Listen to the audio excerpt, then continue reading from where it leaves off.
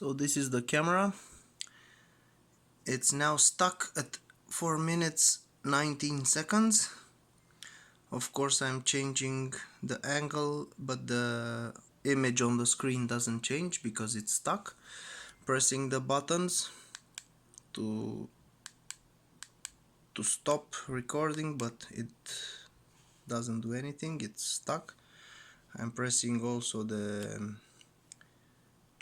switch off button, pressing, nothing happens. Settings button again, nothing happens. It's stuck. Only solution is to remove the battery, and then the whole thing